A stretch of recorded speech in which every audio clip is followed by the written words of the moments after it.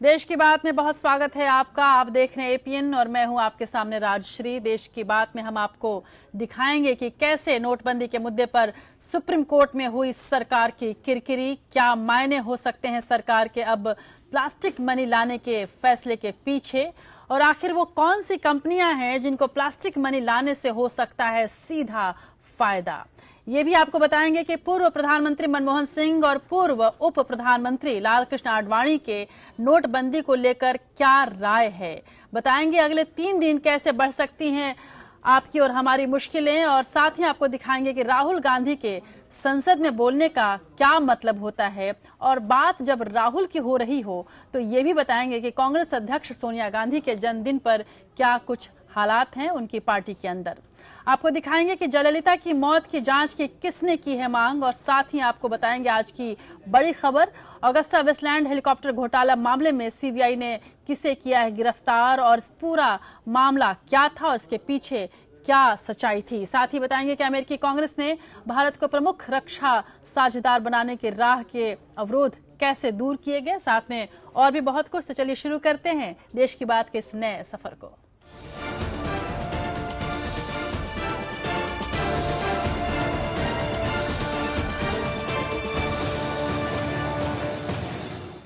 और सबसे पहले बात नोटबंदी की। नोटबंदी को लेकर कई याचिकाओं पर सुनवाई में सुप्रीम कोर्ट का रुख सख्त नजर आया। आज प्रधान न्यायाधीश जस्टिस टीएस ठाकुर ने सरकार के इंतजाम को लेकर कई सवाल उठाए, और उन्होंने बार बार ये जानना चाहा कि आखिर सरकार जिन बातों का दावा कर रही है उन दावों में कितनी सच्चाई है।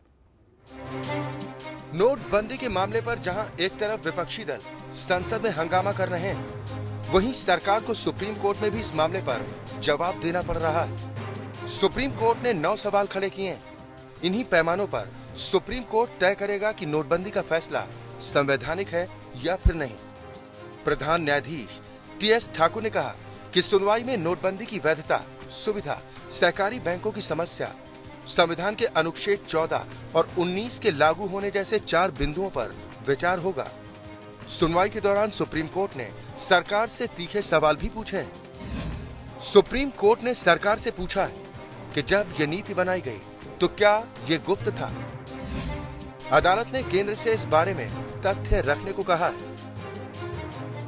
जस्टिस ठाकुर ने अटॉर्नी जनरल मुकुल रोहतगी से कहा कि आप कहते हैं कि बैंकों से 24,000 रुपए निकाले जा सकते हैं, लेकिन बैंकों के पास पैसे तो होने चाहिए।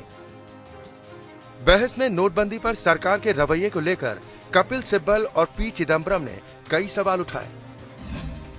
कपिल सिब्बल ने कहा कि नोटबंदी के दौरान सहकारी बैंकों को पैसे जमा करने की इजाजत नहीं मिली।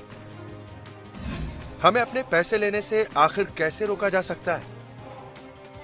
पी चिदम्बरम ने कहा कि नोटबंदी के दौरान अब जमा हो गए हैं 12 लाख करोड़ रुपए, जबकि नए नोटों की छपाई महज 3 लाख करोड़ रुपए की हो पाई है। इन 9 लाख करोड़ रुपए के अंतर को कैसे पाटा जा सकता है। नोटबंदी पर सुनवाई के दौरान कहा गया कि एटीएम में नकदी नहीं है और न ही एटीएम मशीनों को नए नोटों के हिसाब से बदला गया है। सुनवाई में यह भी बताया गया कि सहकारी बैंकों को सही तरीके से पैसा नहीं मिल रहा, जिससे गांव में लोगों पर असर पड़ रहा है। मामले की अगली सुनवाई अब 14 दिसंबर को होगी। Bureau report, APN. तो आज चीफ जस्टिस ऑफ इंडिया ने सरकार को कड़ी फटकार लगाते हुए कहा कि अटॉर्नी जनरल जो वादा कर रहे हैं कि 24,000 सभी बैंकों से निकाल सकती है आम जनता, क्या उस वायदे को पूरा करने की स्थिति में हमारे बैंक्स हैं। इस मामले पर सुनवाई के दौरान कुछ वकीलों के आचरण पर भी चीफ जस्टिस टीएस ठाकुर ने गहरी नाराजगी जाहिर की। उन्होंने कहा कि ये करीब करीब उनका आखिरी हफ्ता है और उन्होंने 23 साल में कभी ऐसा माहौल नहीं देखा।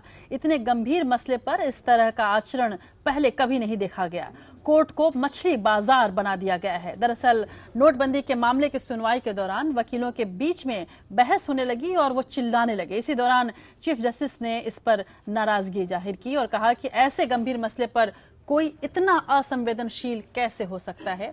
गौरतलब है कि चीफ जस्टिस ठाकुर 3 जनवरी को सेवानिवृत्त हो रहे हैं और 15 दिसंबर से सुप्रीम कोर्ट में ठंड की छुट्टियां शुरू हो रही हैं। और नोटबंदी के मसले को अहम मानते हुए अदालत ने इसकी सुनवाई 14 दिसंबर के लिए अब तय कर दी है।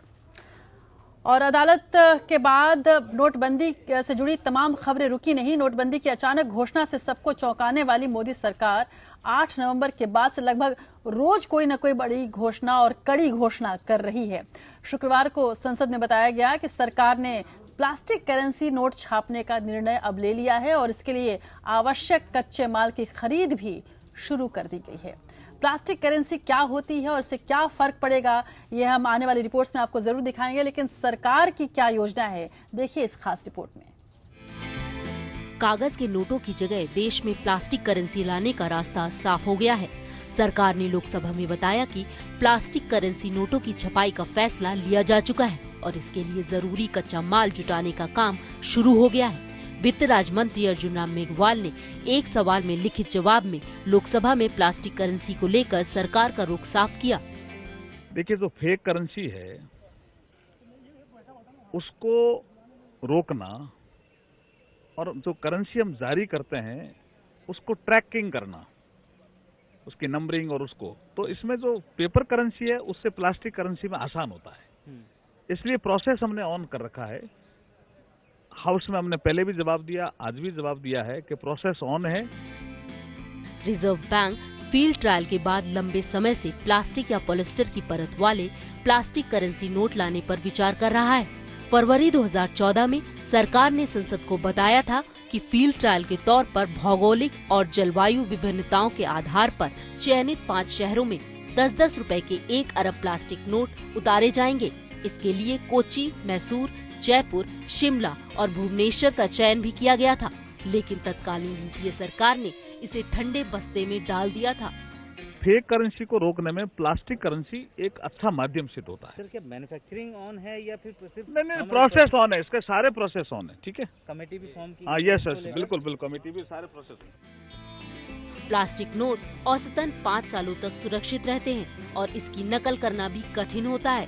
इसके अलावा ये कागज के नोटों की तुलना में ज्यादा साफ सुथरे दिखते हैं। सबसे पहले ऑस्ट्रिया ने नोटों को नकल से सुरक्षित रखने के लिए प्लास्टिक नोट शुरू किया था। Bureau report, APN। तो ये वो फायदे हैं जो सरकार ने गिनाए हैं। इतना है नहीं, सरकार ने ये भी कहा है कि प्लास्टिक नोटों को सबसे पहले ऑस्ट्रेलिया में जारी नोटों की समस्या से निजात पाने के लिए लॉन्च किया गया। फिलहाल ऑस्ट्रेलिया में सारी करेंसी प्लास्टिक नोटों में ही जारी होती है। इसके अलावा Brunei, Canada, New Zealand, Papua New Guinea, Romania, Singapore, Kuwait और वियतनाम में भी प्लास्टिक करेंसी इस्तेमाल की जा रही है। हाल ही में England, Chile, Zambia, Nicaragua, Maldives और नेपाल ने भी प्लास्टिक नोटों को अपनाया है। लेकिन प्लास्टिक के नोट छापने का जिक्र आते ही देश की राजनीति में फिर एक भूचाल आ सकता है। पिछले यूपीए सरकार के सामने भी प्लास्टिक के नोट छापने का प्रस्ताव आया था, लेकिन मनमोहन सरकार ने इस प्रस्ताव को बिल्कुल दरकिनार कर दिया।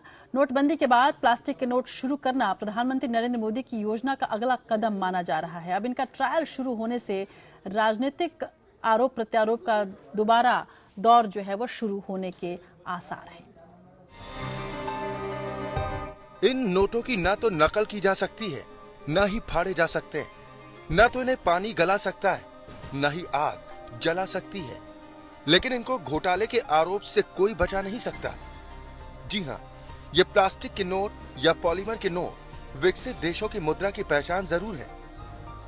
ये नोट जाली करेंसी की समस्या को हल करने में काफी मददगार भी साबित हुए, लेकिन ये योजना 2013 में यूपीए सरकार ने भी बनाई थी। सरकार की योजना 1 और 5 रुपए के प्लास्टिक के नोट लाने की थी।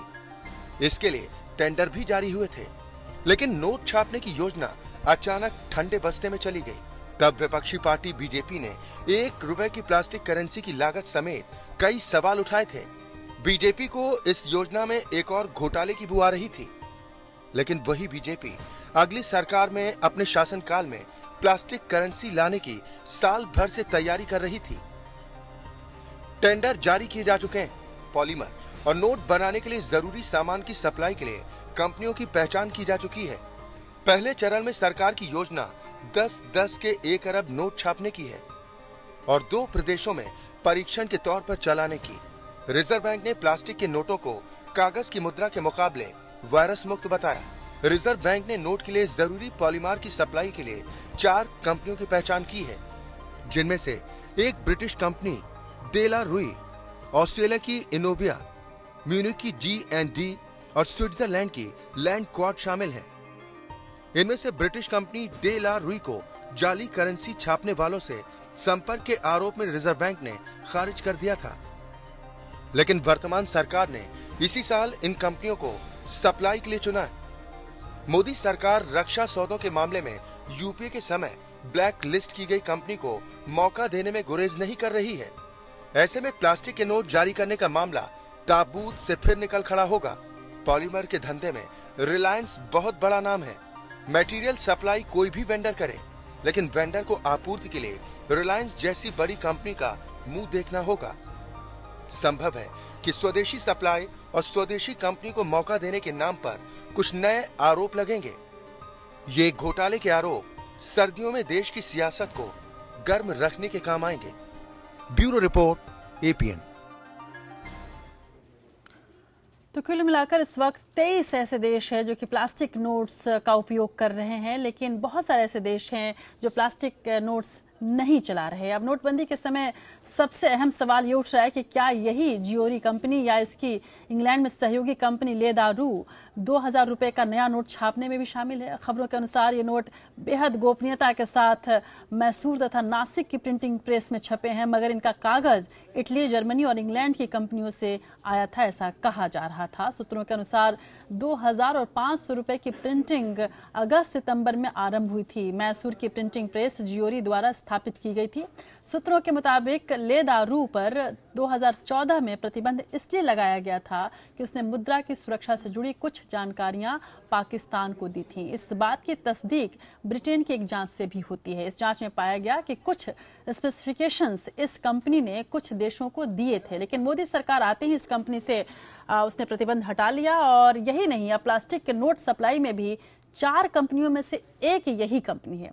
क्या है इसके पीछे का रहस्य? इस रहस्य पर हम पर्दा जरूर उठाएंगे आने वाले दिनों में, लेकिन फिलहाल हम आपको संसद की तमाम जो हलचल है उसको दिखा दें। संसद के शीतकालीन सत्र को खत्म होने में अब गिने चुने दिन रह गए हैं, लेकिन विपक्ष नोटबंदी के मुद्दे पर किसी भी समझौते के मूड में अभी तक तो नहीं दिख रहा।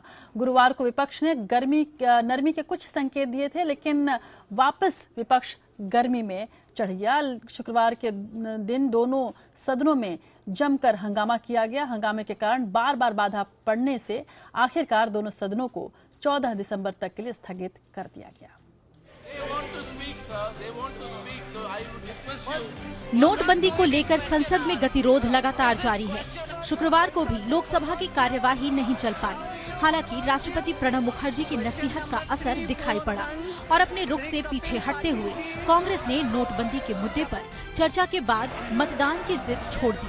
कांग्रेस नेता मल्लिकार्जुन खड़गे ने सरकार से तुरंत बहस शुरू करने की मांग की।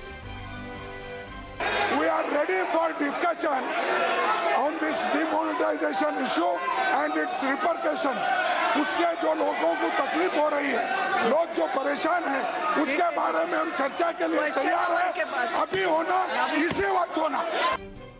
नोटबंदी पर कांग्रेस ने अपना रुख पलटा तो सत्ताधारी बीजेपी ने भी स्टैंड बदलने में देर नहीं लगाई। बीजेपी ने मांग की कि इतने दिन तक सदन का कार्यवाही ठप करने के लिए विपक्ष पहले देश से माफी मांगे।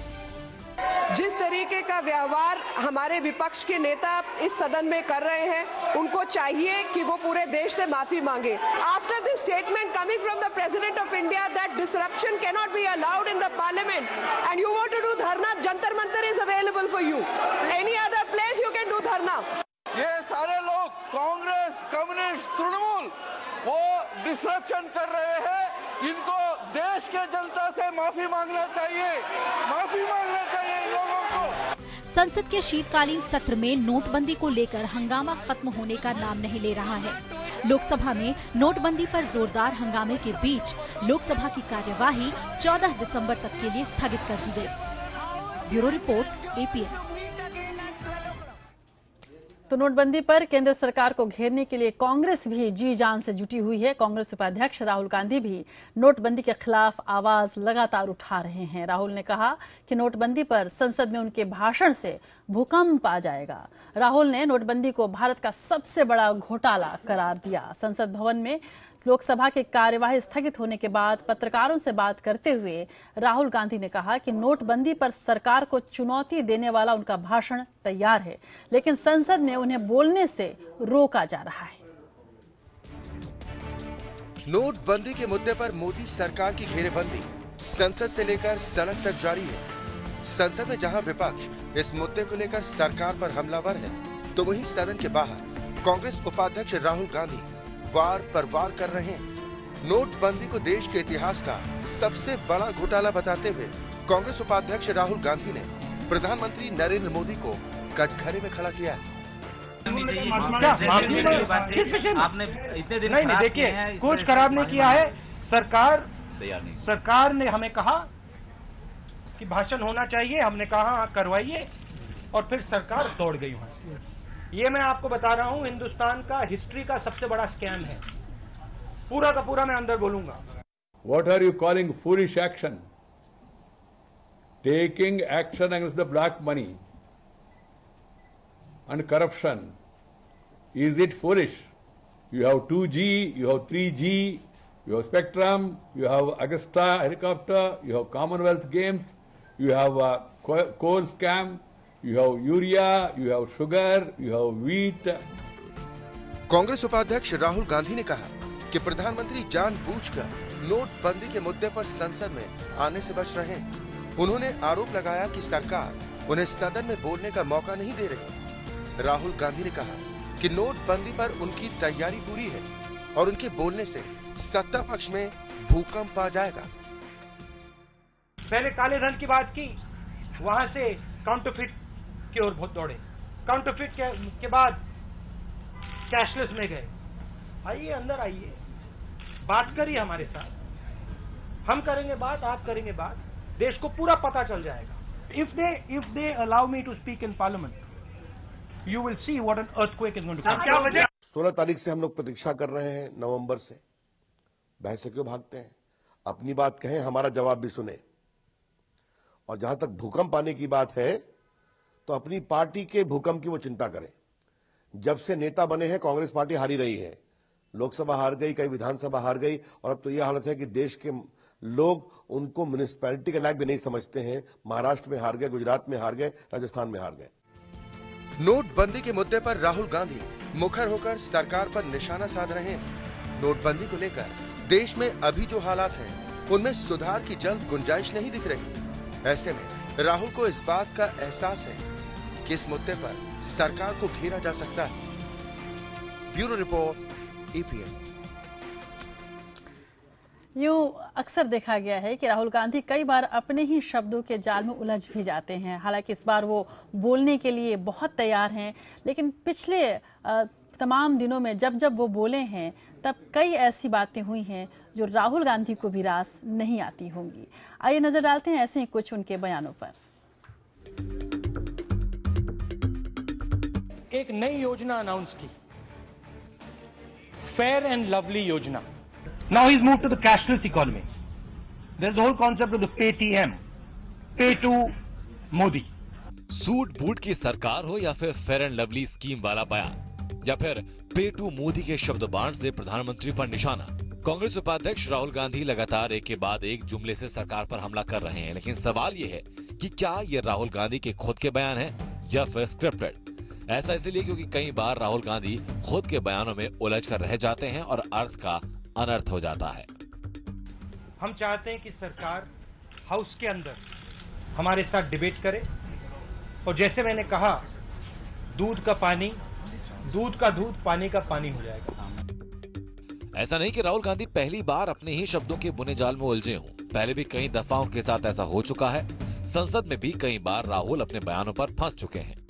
पहले पेट्रोल $130 प्रति बैरल हुआ करता था, आज $35 प्रति बैरल है। $35, सॉरी। नरेगा जैसी बेकार योजना मैंने कभी नहीं देखी। स्मारक बनेगा। नरेगा, मनरेगा, मनरेगा। राहुल गांधी के शब्दों पर गौर करें तो वो चुन चुन कर पीएम मोदी पर वार करते हैं। ऐसे शब्दों का इस्तेमाल करते हैं जो लोगों के जहन में लंबे वक्त तक रहता है। लेकिन सच ये भी है कि कई बार राहुल गांधी अपने ही शब्द जाल में फंस जाते हैं। बिहार के बीजेपी यूनिट ने डिसीजन से एकदम पहले करोड़ों रुपए का डिपॉजिट रखा। सॉरी, बंगाल के यूनिट ने। कांग्रेस उपाध्यक्ष राहुल गांधी कई दफा अपने बयानों को लेकर फंसते नजर आते हैं, लेकिन अगर ये शब्द उनके हैं तो भी और अगर स्क्रिप्टेड हैं तो भी इस बात से इनकार नहीं किया जा सकता कि मीडिया को ध्यान में रखते हुए शब्दों के चयन को खास तवज्जो दी जा रही है। Bureau report, APN. लेकिन इसमें कोई शक नहीं कि नोटबंदी को लेकर सरकार के अंदर भी जमकर बेचैनी महसूस की जा रही है। पीएम मोदी और वित्त मंत्री अरुण जेटली नोटबंदी के नतीजे से चिंतित नजर आने लगे हैं। वैसे नोटबंदी को लेकर परिणाम अभी तक उत्साहवर्धक कहीं से भी नहीं दिख रहे हैं। पूर्व प्रधानमंत्री और अर्थशास्त्री मनमोहन सिंह ने अंदेशा जताया है कि जनवरी माह में देश की आर्थिक स्थिति गंभीर हो सकती है। इसी बीच पूर्व उप प्रधानमंत्री लालकृष्ण आडवाणी भी सरकार से खासे नाराज चल रहे हैं। नोटबंदी पर आक्रामक रवैया अपनाने वाले वित्त मंत्री अरुण जेटली अब कुछ चिंतित नजर आ रहे हैं। उनकी चिंता का प्रमुख कारण है कि 12 लाख करोड़ रुपए से अधिक की राशि के 500 और 1000 रुपए के नोट बैंकों में जमा हो चुके हैं और अभी अगले 23 दिनों तक लोग ये नोट बैंकों में जमा कर सकते हैं। नोटबंदी का फैसला लेते समय मोदी सरकार ने ये अनुमान लगाया था कि 15.50 लाख करोड़ रुपए की कुल राशि में 3 लाख करोड़ रुपए बैंकों में जमा नहीं होंगे, जो सरकार की बड़ी उपलब्धि मानी जाएगी। आशंका ये भी प्रकट की जा रही है कि सीमावर्ती इलाकों के डाकघरों में नकली नोट भी बड़ी संख्या में जमा हुए होंगे। अब ये भी संभव दिखाई दे रहा है कि 15.50 लाख रुपए की राशि से अधिक भी बैंकों में जमा हो जाए, जिसमें बड़ी संख्या में नकली नोट होंगे। नोटबंदी पर हंगामे की वजह से लोकसभा की कार्रवाई स्थगित होने के बाद बीजेपी के वरिष्ठ नेता लालकृष्ण आडवाणी ने लोकसभा स्पीकर सुमित्रा महाजन और संसदीय मामलों के मंत्री अनंत कुमार की क्षमता पर ही सवालिया निशान लगा दिया। आडवाणी के इस रूप को देखकर सदन में मौजूद सभी दलों के सांसद चकित रह गए। आडवाणी को इस बात पर आपत्ति थी कि हंगामे के बाद भी सदन की कार्रवाई को क्यों चलाया जा रहा है। बीजेपी के भीतर चर्चा है कि आडवाणी ने अप्रत्यक्ष तौर पर प्रधानमंत्री नरेंद्र मोदी को ही निशाना बनाया। इस बीच पूर्व प्रधानमंत्री और अर्थशास्त्री डॉक्टर मनमोहन सिंह ने एक अखबार में लिखे अपने संपादकीय में कहा कि जनवरी माह में देश की आर्थिक स्थिति गंभीर हो सकती है। उनका कहना है कि अगर 500 और 1000 रुपए के सभी पुराने नोटों की अदला बदली हो गई तो बैंकों की आर्थिक हालत काफी कमजोर हो जाएगी। मोदी सरकार के पास इतना धन नहीं होगा कि वो बैंकों की जरूरी मदद कर सके। ऐसी स्थिति में बैंकों की क्षमता पर लोगों का भरोसा कम हो जाएगा, जो देश की अर्थव्यवस्था के लिए काफी खतरनाक होगा। मनमोहन सिंह ने अपने संपादकीय लेख में कहा, ऐसा कहा जाता है, पैसा एक विचार है जो आत्मविश्वास को प्रेरित करता है।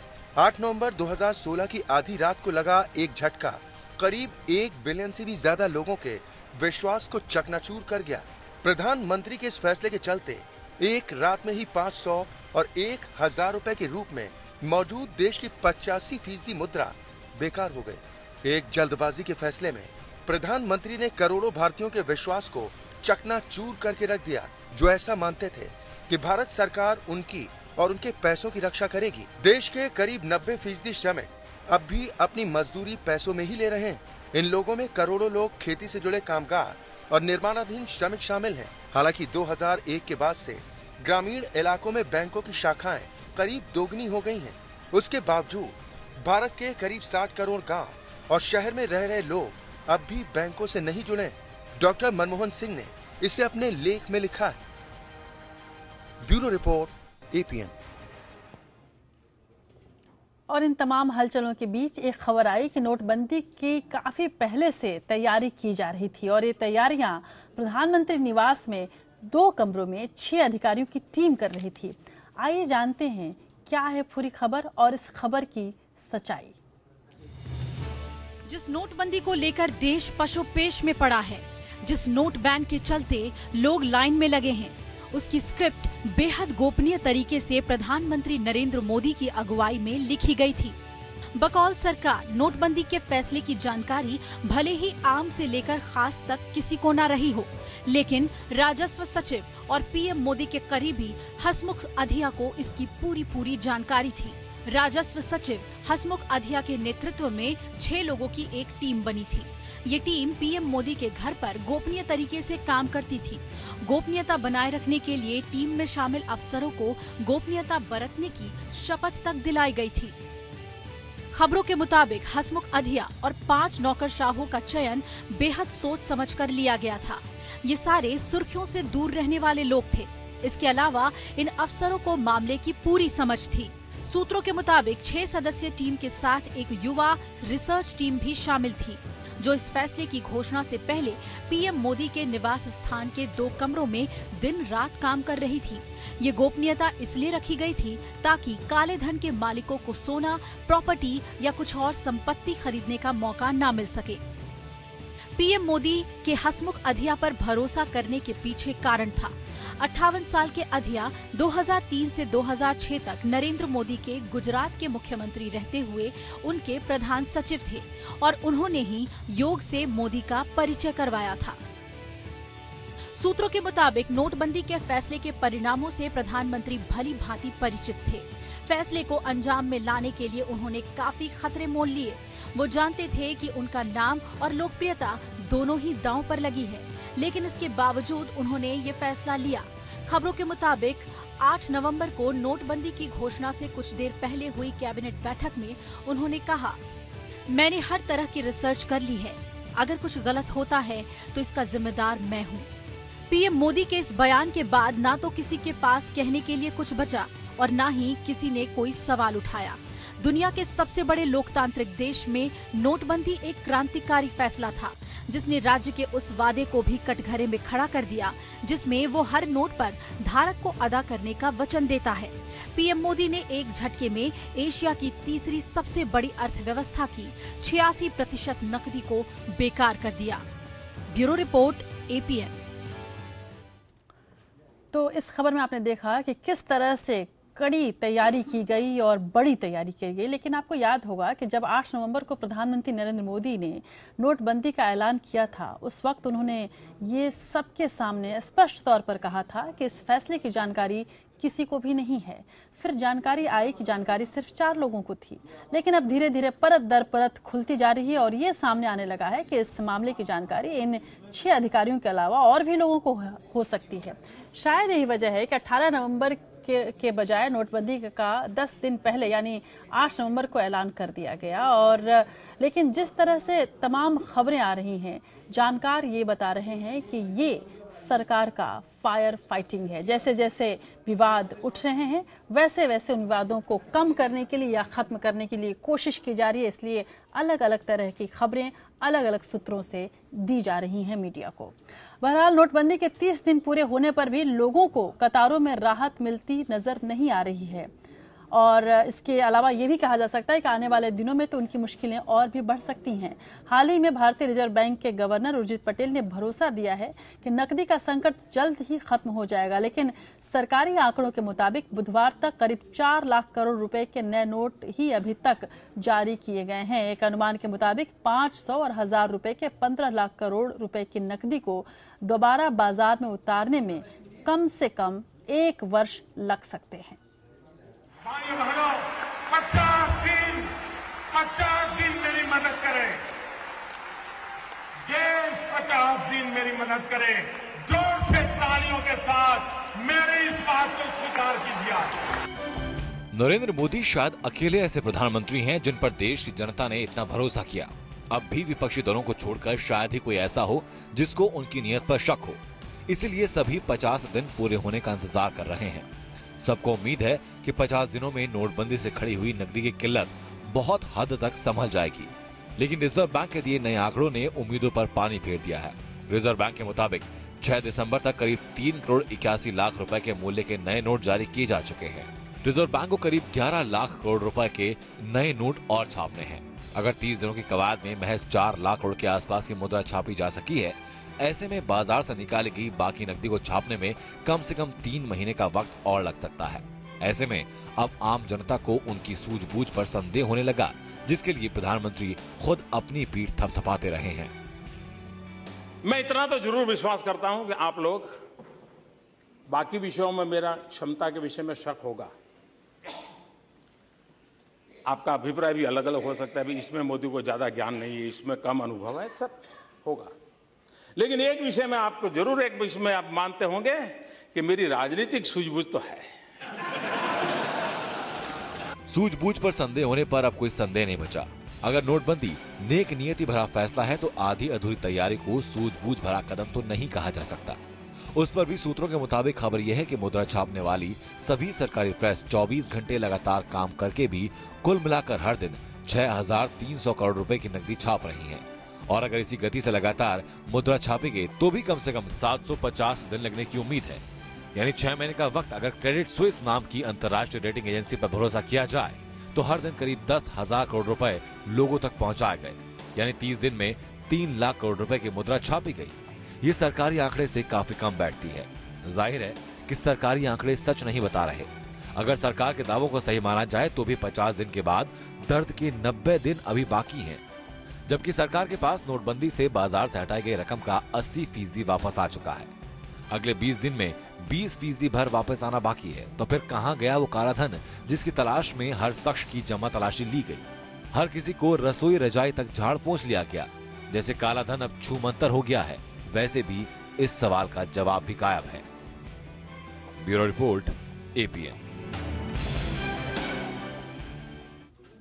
तो काला धन मिले न मिले, लेकिन अगले 3 दिन आपके धन को आप तक पहुंचने में काफ़ी मुश्किलों का सामना करना पड़ सकता है। आपको बता दें कि अगले 3 दिन आम आदमी के लिए और मुश्किल भरे हो सकते हैं। 10, 11 और 12 दिसंबर को बैंकों की छुट्टी रहेगी, जिसके चलते बैंक तो बंद रहेंगे ही, एटीएम भी इस कारण से खास से प्रभावित हो सकते हैं। वैसे भी तमाम एटीएम में पैसे हैं ही नहीं, और इस बात से जैसा कि हमने आपको बताया कि सुप्रीम कोर्ट ने भी गहरी नाराजगी जाहिर की है आज कोर्ट में।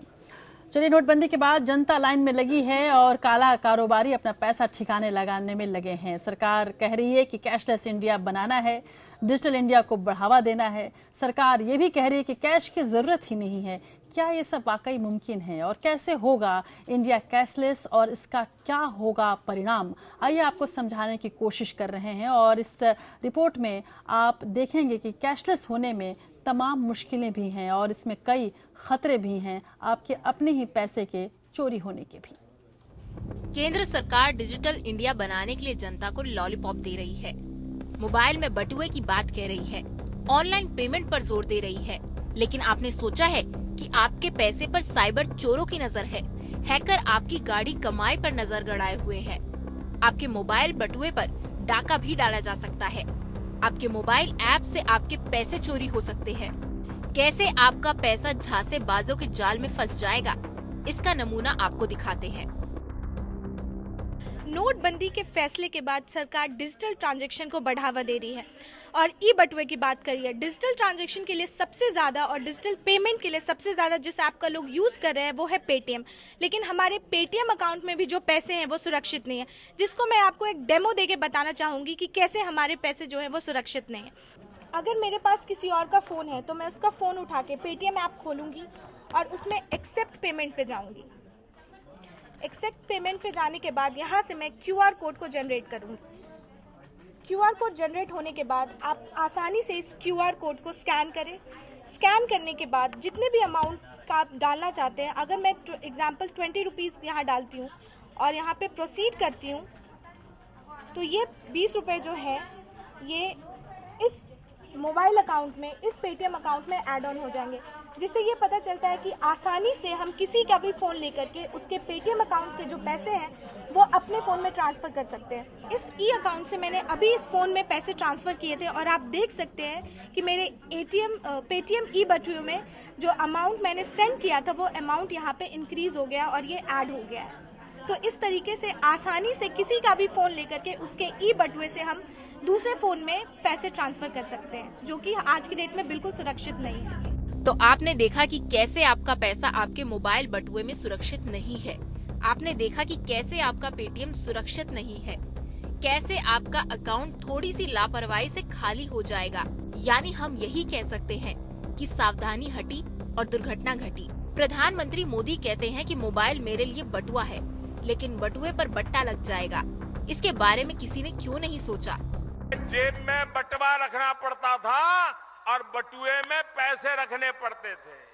अब जमाना चला गया, बटुए की जरूरत नहीं, आप मोबाइल फोन में ही पैसे होते हैं। दुकानदार के पास जाइए और उसको बताइए कि भाई बताइए मेरे पास ये बैंक का ऐप है। प्रधानमंत्री जी पहले साइबर चोरों को पकड़िए, कॉर्डलेस करने से पहले कार्ड क्लोनिंग करने वालों को जेल में डालिए, हैकर्स को हाथों में हथकड़ी पहनाइए, साइबर सेल को मजबूत कीजिए, तभी करोड़ों जनता का पैसा आपके हिसाब से मोबाइल बटुआ, कैशलेस ट्रांजैक्शन, ऑनलाइन पेमेंट के लिए सेफ रहेगा। नहीं तो साइबर चोर जनता की गाढ़ी कमाई यूं ही उड़ा लेंगे और जनता यूं ही लाइन में खड़ी खड़ी अपने पैसे निकालने के लिए तरसती रहेगी। Bureau report, APN। तो नए प्रयोग हमेशा सही होते हैं, इसमें कोई शक नहीं, लेकिन जरूरी है कि इन प्रयोगों के पीछे की तैयारी बहुत पुख्ता हो। चलिए बढ़ते हैं नोटबंदी के बाद अब अन्य खबरों की ओर। और आज की एक और सबसे बड़ी खबर जो है वो है अगस्ता वेस्टलैंड घोटाले में आरोपी पूर्व वायुसेना प्रमुख SP त्यागी को CBI की टीम ने गिरफ्तार कर लिया है। पूर्व वायुसेना प्रमुख SP त्यागी को CBI ने शुक्रवार के दिन इसलिए गिरफ्तार किया क्योंकि वे जांच में सहयोग नहीं दे रहे थे। गौरतलब है कि CBI द्वारा अगस्ता वेस्टलैंड VVIP हेलीकॉप्टर मामले की जांच की जा रही है और इस मामले में त्यागी सहित अन्य 2 लोगों को गिरफ्तार किया गया है और वो भी इस मामले में आरोपी हैं।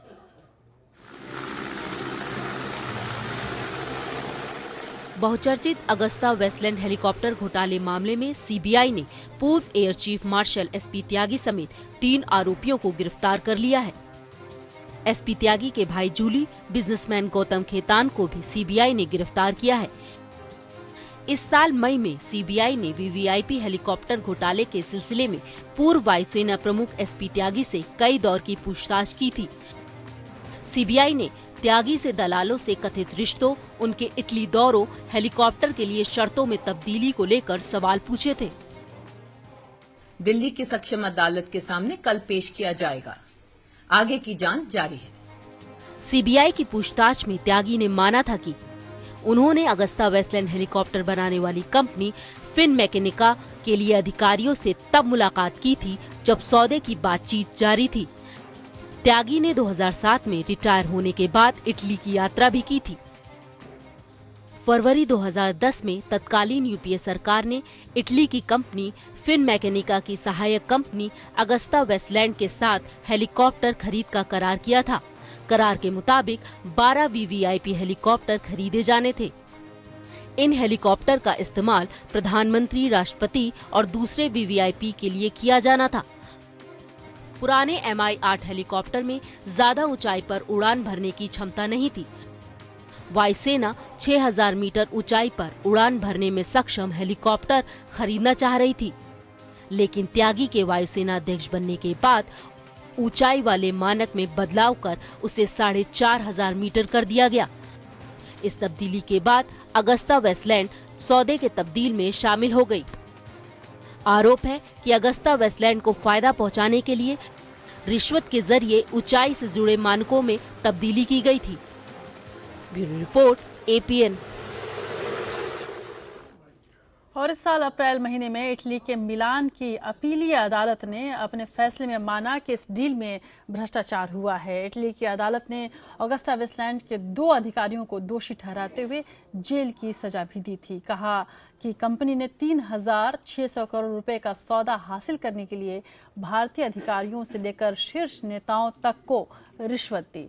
इटली के कोर्ट के 225 पन्नों की रिपोर्ट में तत्कालीन वायुसेना प्रमुख SP त्यागी और उनके रिश्तेदारों की प्रमुखता से नाम है और ये पहला मौका है जब किसी भी वायुसेना के प्रमुख को गिरफ्तार किया गया है। बात जयललिता की करते हैं। दक्षिण फिल्मों की अभिनेत्री गौतमी तड़ीमाला ने PM नरेंद्र मोदी को खत लिखकर जयललिता के इलाज और मौत से जुड़े कुछ अनसुलझे सवालों की ओर ध्यान आकर्षित कराया है। जयललिता को दिल का दौरा पड़ने के बाद मंगलवार की देर रात चेन्नई के अपोलो अस्पताल में उनका निधन हो गया था। उनके विश्वस्त सहयोगी ओ पनीरसेल्वम को उसी रात मुख्यमंत्री बनाया गया है। गौतमी ने कहा कि इस पूरे मसले की जांच अच्छी तरीके से करानी चाहिए क्योंकि इसमें कई ऐसे अनसुलझे रहस्य हैं जिनका खोलना जरूरी है।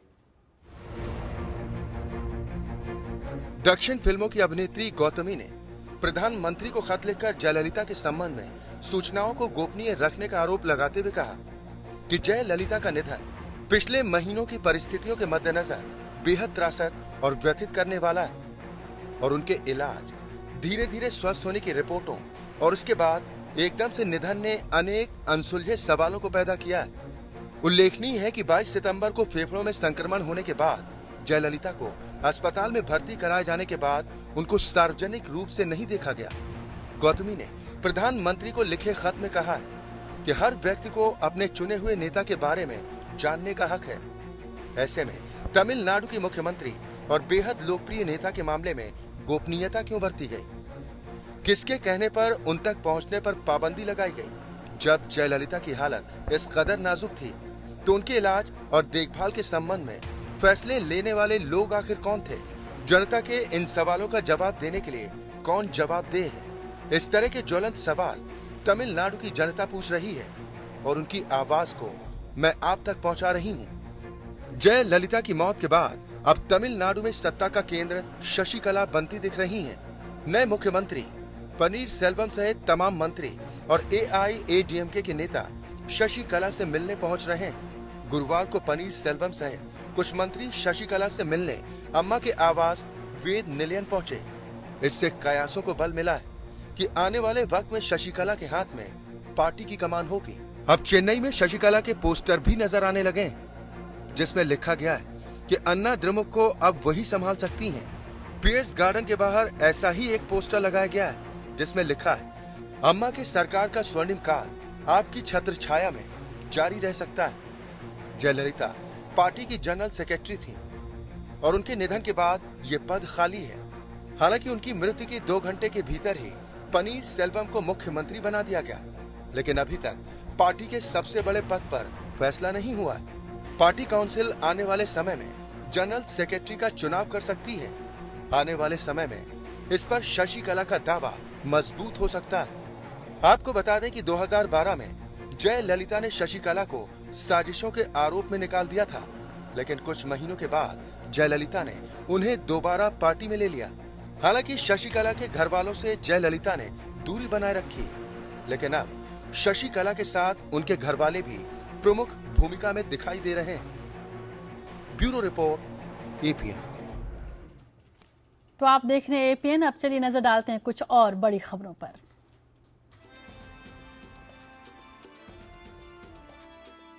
रक्षा मंत्री मनोहर पर्रिकर ने पश्चिम बंगाल की मुख्यमंत्री ममता बनर्जी को एक चिट्ठी लिखी है जिसमें उन्होंने सेना का नाम विवाद में घसीटने पर दुख जाहिर किया। शुक्रवार को लिखी गई 2 पन्नों की चिट्ठी में पर्रिकर ने लिखा है कि आपके आरोपों की वजह से मुझे सेना का मनोबल गिरने का डर है। आपने जो सवाल उठाए थे आर्मी डिप्लॉयमेंट को लेकर ठीक नहीं है। सेना को राजनीति में नहीं खींचना चाहिए, ये एक रूटीन एक्सरसाइज थी। इनकम टैक्स अधिकारियों ने शुक्रवार को चांदनी चौक स्थित एक्सिस बैंक की शाखा में छापेमारी की। छापेमारी में कथित तौर पर 44 फर्जी अकाउंट होने का पता चला। टैक्स अधिकारियों का कहना है कि 8 नवंबर के बाद से इन खातों में 100 करोड़ रुपए के पुराने नोट जमा कराए गए। भारतीय रिजर्व बैंक ने अपने नो योर कस्टमर नियमों में बदलाव कर दिया है। इससे बैंकों को मोबाइल फोन पर 1 टाइम पिन का इस्तेमाल करते हुए नए खाते खोलने की इजाजत मिल गई है। RBI के इस कदम से बैंक खाते खोलने की प्रक्रिया में तेजी आ सकती है। RBI ने अपनी वेबसाइट पर एक नोटिफिकेशन में कहा है कि बैंक अपने KYC प्रोसीजर को इलेक्ट्रॉनिक तरीके से पूरा करने के लिए OTP मुहैया करा सकते हैं। हालांकि इसके लिए उन्हें ग्राहकों की सहमति लेनी होगी। विजय माल्या के ट्विटर अकाउंट को हैक करने का मामला सामने आया है। शुक्रवार को उनके अकाउंट से कई पर्सनल जानकारी दी गई है। हैकर ग्रुप ने कुछ लिंक देकर दावा किया कि इनसे माल्या की प्राइवेट प्रॉपर्टी, बिजनेस और पासपोर्ट की जानकारी ली जा सकती है। मीडिया रिपोर्ट के मुताबिक ये वही ग्रुप है जिसने कुछ दिनों पहले राहुल गांधी और कांग्रेस पार्टी का ट्विटर अकाउंट हैक किया था। उधर विजय माल्या ने ट्वीट कर इसकी जानकारी दी। पतंजलि आयुर्वेद के मुखिया बाबा रामदेव ने अपनी कारोबारी विरासत के उत्तराधिकारी को लेकर बड़ा खुलासा किया है। योग गुरु ने शुक्रवार की सुबह ट्वीट कर बताया, पतंजलि का उत्तराधिकारी कोई व्यापारी नहीं हो, ये सन्यासी पुरुष और महिलाएं ही रामदेव और आचार्य बालकृष्ण की विरासत को संभालेंगे। पतंजलि आयुर्वेद की कमान फिलहाल रामदेव के करीबी सहयोगी आचार्य बालकृष्ण संभालते हैं। उनके पास CEO की जिम्मेदारी है।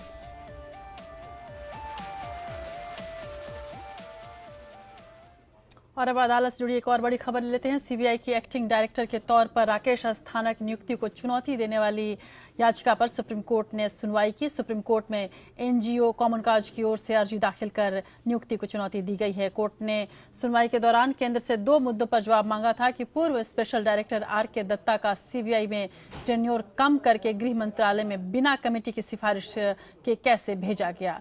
दत्ता कोल और 2G घोटाले की जांच में शामिल थे और सुप्रीम कोर्ट ने कहा कि इससे जुड़े अधिकारियों का ट्रांसफर करने से पहले कोर्ट की अनुमति लेनी ही होगी। इस पर केंद्र की ओर से additional solicitor general Tushar Mehta ने कहा कि फिलहाल इसके लिए केंद्र से जरूरी निर्देश लेने होंगे। अब केंद्र इस मामले में सुप्रीम कोर्ट में 14 दिसंबर तक अपना जवाब दाखिल करेगा। इससे पहले सुप्रीम कोर्ट में NGO की ओर से एडवोकेट प्रशांत भूषण ने अर्जी में कहा कि CBI डायरेक्टर की नियुक्ति PM, नेता प्रतिपक्ष और CJI करते हैं, जबकि इस मामले में ऐसा नहीं किया गया। जिन्हें नियुक्त किया जाना था उनका ट्रांसफर भी कर दिया गया।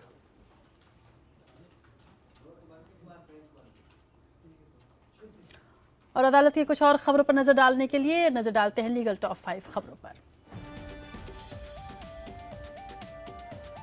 सिनेमा हॉल में फिल्म शुरू होने से पहले राष्ट्रगान बजाने और उसके सम्मान में खड़े होने से संबंधित आदेश पर सुप्रीम कोर्ट ने दिव्यांगों को लेकर रुख साफ किया है। जस्टिस दीपक मिश्रा ने कहा कि सिनेमा हॉल में राष्ट्रगान के दौरान कोई भी दिव्यांग खड़े होने के लिए बाध्य नहीं है। केरल की सौम्या हत्या केस में अदालत की अवमानना के मामले में रिटायर्ड जस्टिस मार्कंडे काटजू ने सुप्रीम कोर्ट से कहा कि वो खुली कोर्ट में बिना शर्त माफी मांगने को तैयार है। उन्होंने इसके साथ सुप्रीम कोर्ट से अदालत की अवमानना के मामले को बंद करने की गुहार लगाई है। काटजू की तरफ से कहा गया कि वो न्यायपालिका का सम्मान करते हैं और उन्होंने सौम्या केस में सुप्रीम कोर्ट के फैसले के खिलाफ जो भी फेसबुक पोस्ट किए थे उनको भी अपनी वॉल से हटा दिया है। सिर्फ इतना ही नहीं, उन्होंने अदालत से ये भी गुजारिश की है कि सुप्रीम कोर्ट छुट्टियों पर जाने से पहले उनके मामले पर सुनवाई करे।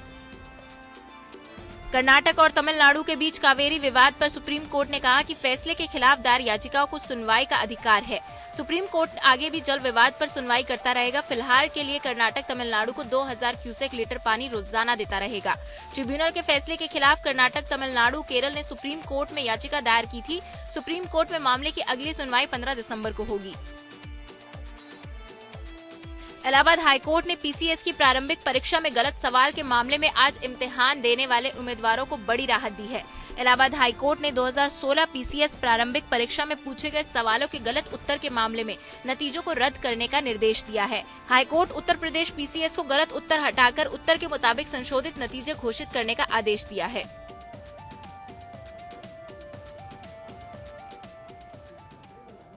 और अमेरिकी कांग्रेस ने भारत को प्रमुख रक्षा साझेदार बनाने की राह के अवरोध को दूर कर दिए हैं। इस संबंध में US सीनेट ने साल 2017 के लिए अमेरिका के 618 अरब डॉलर के रक्षा budget 2017 National Defense Authorization Act को 7 के मुकाबले 92 मतों के साथ पारित कर दिया गया। इसका क्या मायने है भारत और अमेरिका के संबंधों के लिए, देखिए इस खास रिपोर्ट में। अमेरिका के नेशनल डिफेंस ऑथराइजेशन एक्ट 2017 के तहत US के रक्षा मंत्री और विदेश मंत्री से भारत को अमेरिका का प्रमुख रक्षा साझेदार बनाने और इसके जरिए द्विपक्षीय सुरक्षा सहयोग को मजबूत करने के लिए जरूरी कदम उठाने को कहा गया है। इससे पहले इसे अमेरिकी प्रतिनिधि सभा ने 34 के मुकाबले 375 मतों से पारित किया था और अब कानून का रूप देने के लिए इसे व्हाइट हाउस में राष्ट्रपति बराक ओबामा के पास उनके हस्ताक्षर के लिए भेजा जाएगा। सीनेट इंडिया कॉकस के सह अध्यक्ष सीनेटर मार्क वार्नर ने कल सीनेट की ओर से बिल को पारित करने के बाद एक वक्तव्य में कहा कि भारत के साथ द्विपक्षीय रक्षा सहयोग को मजबूती करने के लिए तैयार किए गए नियमों को शामिल किए जाने की वो सराहना करते हैं। इसमें सेनाओं के बीच मेलजोल का विस्तार करना, रक्षा कारोबार को बढ़ाना और तकनीकी विकास पर और अधिक सहयोग शामिल। वार्नर 115वीं कांग्रेस में सीनेट इंटेलिजेंस कमेटी के उपाध्यक्ष का पद संभालने जा रहे हैं। उन्होंने कहा कि दुनिया के सबसे बड़े लोकतंत्र भारत के साथ अमेरिकी रणनीतिक हित लगातार जुड़ते जा रहे हैं और भारत आर्थिक विकास और वैश्विक सुरक्षा को बढ़ावा देने में एक महत्वपूर्ण सहयोगी है। Bureau report, APN. और इस बीच एक महत्वपूर्ण कदम के तहत अमेरिकी कांग्रेस ने कहा है कि पाकिस्तान को दी जाने वाली 400 मिलियन अमेरिकी डॉलर की मदद को तब तक जारी नहीं किया जा सकता है जब तक अमेरिकी रक्षा मंत्री इस बात की तस्दीक नहीं कर लेते कि इस्लामाबाद ने हक्कानी नेटवर्क के खिलाफ ठोस कार्रवाई की है। हक्कानी ग्रुप पर अमेरिकी हितों को नुकसान पहुंचाने का आरोप है। यूएस कांग्रेस के इस प्रस्ताव को कल 7 के मुकाबले 92 मतों से पारित किया गया। इस नए कानून के तहत रक्षा मंत्री को कांग्रेस के समक्ष ये साबित करना होगा कि पाकिस्तान हक्कानी नेटवर्क का सफाया करने के लिए लगातार सैन्य अभियानों को चला रहा है और पाकिस्तान उन समूहों के खिलाफ भी कार्रवाई कर रहा है जो उसकी धरती का इस्तेमाल आतंकी गतिविधियों के लिए कर रहे हैं। इसके साथ साथ रक्षा मंत्री को ये भी बताना होता है कि पाकिस्तान हक्कानी जैसे आतंकी नेटवर्क का सफाया करने में अफगानिस्तान का सहयोग कर रहा है। अमेरिकी रक्षा मंत्री एस्टन कार्टर ने इस वर्ष पाकिस्तान को ऐसी क्लीन चिट देने से मना कर दिया था जिसके कारण CSF के तहत पाकिस्तान को दी जाने वाली 300 मिलियन अमेरिकी डॉलर की सहायता राशि पर रोक लगा दी गई थी। तो कुछ और अंतर्राष्ट्रीय खबरों पर नजर डालने के लिए देखिए इंटरनेशनल टॉप 5 देश की बात में। अमेरिकी नेतृत्व वाले सैन्य गठबंधन ने साल 2014 से लेकर अब तक की आतंकी संगठन इस्लामिक स्टेट के 50,000 से ज्यादा लड़ाकों को मार गिराया है। यूएस मिलिट्री ऑफिशियल्स ने दावा किया है कि इराक और सीरिया में बीते 2 सालों में ड्रोन, प्लेन के जरिए तकरीबन 16,000 हवाई हमले किए गए। चीन की पीपल्स लिबरेशन आर्मी ने शिनजियांग के पश्चिमी इलाके में एक बड़ा सैन्य अभ्यास शुरू किया है। ये इलाका भारत और पाकिस्तान समेत कई दूसरे देशों की सीमाओं से सटा हुआ है। पीएलए की पश्चिमी कमान की ओर से किए जा रहे सैन्य अभ्यास में चीन के 10,000 से ज्यादा सैनिक हिस्सा ले रहे हैं। ऑस्ट्रेलियाई प्रधानमंत्री मैल्कम टर्नबुल ने गुरुवार को कहा कि उनका देश बुर्का बैन पर विचार नहीं कर रहा। मैल्कम ने उस विवादास्पद बयान को खारिज किया है जिसके तहत One Nation senator Pauline Hanson ने अगले साल संसद में ऐसे कानून को आगे बढ़ाने के संकेत दिए थे। यूरोप से चलकर एक कार्गो ट्रेन 18 दिनों में चीन के झेंगजियाओ पहुंची। बताया जा रहा है कि चीन की ये पहली ऐसी कार्गो ट्रेन है जिसे यूरोप से लग्जरी कारों को लाने के काम में लगाया गया है। ऐसी पहली कार्गो ट्रेन में 80 महंगी कारें सवार थीं, जिनमें बेंटले और लैंड रोवर जैसी लग्जरी कारें शामिल हैं। और देश की बात के आखिरी पड़ाव में अब बात देश और दुनिया के इतिहास की।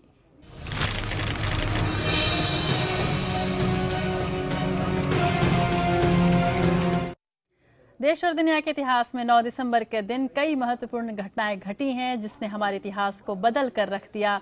9 दिसंबर 1484 में महान कवि और संत सूरदास का जन्म हुआ था। 9 दिसंबर 1946 में देश का सर्वोच्च कानून बनाने वाले संविधान सभा की पहली मुलाकात आज के दिन ही हुई थी दिल्ली के कॉन्स्टिट्यूशनल हॉल में। और 9 दिसंबर 1971 में आज के दिन बांग्लादेश लिबरेशन वॉर के दौरान भारतीय सेना ने हवाई अभियान मेघना हेली ब्रिज शुरू किया था। 9 दिसंबर 1992 में ब्रिटेन के शाही जोड़े प्रिंस चार्ल्स और प्रिंसेस डायना के अलग होने की आधिकारिक घोषणा की गई थी। और हम बात करेंगे हिंदी फिल्मों के शॉटगन यानी बिहारी बाबू शत्रुघ्न सिन्हा की। आज शत्रुघ्न सिन्हा का जन्मदिन है। शत्रु आए तो फिल्मों में हीरो बनने, लेकिन चेहरे पर कटे का निशान होने की वजह से शुरुआत में किसी ने उन्हें हीरो लायक समझा ही नहीं, सो खलनायक बन गए। इस तरह से शत्रु ऐसे नायाब कलाकार हैं जिसने पहले पर्दे पर खलनायक बनकर लोगों का दिल जीता और फिर नायक बनकर सिल्वर स्क्रीन पर सबको खामोश कर गए। काका और अमिताभ के जमाने में भी सिनेमा के पर्दे पर शत्रु का अलग अंदाज लोगों को दीवाना कर देता था, लेकिन शत्रुघ्न सिन्हा अभिनय की किसी एक कैटेगरी में नहीं बंधे। हर रंग के अभिनय का जलवा दिखाया। चलते चलते आपको शत्रुघ्न सिन्हा के कुछ यादगार फिल्मी पलों के साथ छोड़ जाते हैं। मुझे दीजिए इजाजत। नमस्कार।